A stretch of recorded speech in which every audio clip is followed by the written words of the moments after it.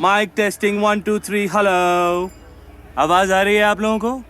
Hello hello. Shakespeare ने Hamlet लिखा एक राजघराने के साजिश के बारे में, लेकिन 2014 में विशाल भारद्वाज ने उसे एक सिनेमैटिक ऑटोप्सी बना दिया। हैदर सिर्फ एक रिवेंज ड्रामा नहीं है, ये एक मिट्टी और रूह का पोस्टमार्टम है। एज अ सिनेफाइल जब मैं इस फिल्म को देखता हूं तो मुझे सरफेस के नीचे लेयर्स दिखती है जो अक्सर पहली बार में मिस हो जाती है। आज हम सिर्फ प्लॉट की बात नहीं कर रहे हैं, हम बात करेंगे टॉक्सिसिटी ऑफ इनहेरिटेंस की, उस साइकोलॉजिकल बोझ की जो एक बाप अपने बेटे को विरासत में देके जाता है। हैदर, मेरा इंतकाम लेना मेरे भाई से। Is revenge truly a form of closure और an ultimate form of suicide? चलिए फिर हैदर के दुख और उसके चुत्पा को डिकोड करते हैं।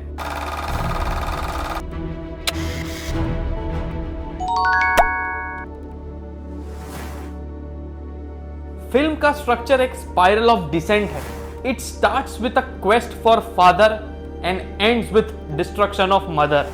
लेकिन इस स्पाइरल का पिवट कौन है? रूदार। इरफान खान का कैरेक्टर एक जीनियस नैरेटिव मिसडायरेक्शन है। In the original play the ghost is the supernatural spirit, पर यहां रूदार फ्लैश एंड ब्लड है। Is he a friend, a ghost और अ मिलिटेंट रिक्रूटर? आप डॉक्टर है क्या? मैं डॉक्टर की रूह हूं। भारद्वाज ने गोस्ट को एक एजेंडा दे दिया है, making him politically unreliable. Look at the mirroring here. Film शुरू होती है एक डॉक्टर से जो मिलिटेंट को बचा रहा है और खत्म होती है एक ऐसे कब्रिस्तान में जहां सिर्फ मौत है। In this landscape saving a life and taking a life carries equal amount of peril. Film making style की बात करें तो कलर पैलेट ही सब कुछ बता देता है। Bhardwaj uses a cold palette. बाहर की दुनिया स्टेराइल, सफेद और इनडिफरेंट है, लेकिन इंटीरियर्स वहां सब सिकली येलोज है। It's claustrophobic. घर के अंदर इतना ज्यादा राज है कि दम घुटने लगता है। आप गा के सुनाइए ना। प्लीज वापिस आओ। और फिर आते हैं बिस्मिल। ये सीक्वेंस थियोरेटिकली ब्लॉकिंग का मास्टरपीस है। कैमरा हैदर की चारों तरफ एक प्रेडेटर की तरह ऑर्बिट करता है। ये हैदर का परफॉर्मेंस ऑफ मैडनेस है, exactly like Haiders internal Discord.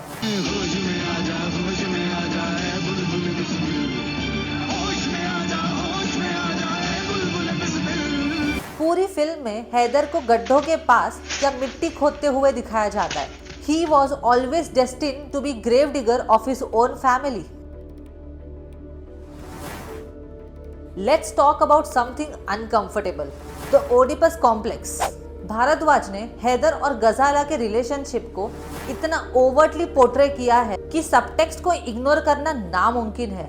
वो बेड सीन देखिए, अपने ही माँ के बालों को स्मेल करता है। The camera stays uncomfortably close. गजाला यहाँ सिर्फ एक बेवफा पत्नी नहीं है, she is a woman tone between survival and guilt. वो तुर्रम को चुनती है ताकि अपने बेटे को बचा सके, बट वही चीज उसे अपने बेटे की नजर में गिरा देती है। And then there are two Salmans. ये दोनों सिर्फ कॉमिक रिलीफ के लिए नहीं है, ये बॉलीवुड फैन बॉय और बनालिटी ऑफ इविल का कॉम्बिनेशन है। ये दिखाते हैं कश्मीर में कैसे नॉर्मल सी और हॉरर साइड बाय साइड रहते हैं। एक पल वो सलमान के गानों पे नाचते हैं और अगले ही पल वो ब्रूटल इन्फॉर्मेंट्स बन जाते हैं। फिल्म का सबसे iconic scene, the graveyard monologue. Shakespeare का टू बी और नॉट टू बी यहाँ उसके बाप की कब्र पर होता है। यहाँ एक शिफ्ट है। Haider realises his father was not just a martyr, he was a human who failed. Performance grief से मेनिया क्लैरिटी की तरफ शिफ्ट होती है। पर्स की खामोशी में बूट की क्रंचिंग एक हार्ट बीट की तरह सुनाई देती है। The chutzpah of it all. Film brilliantly pun करती है चुत्पा पर, linking it to the absurdity of AFSPA।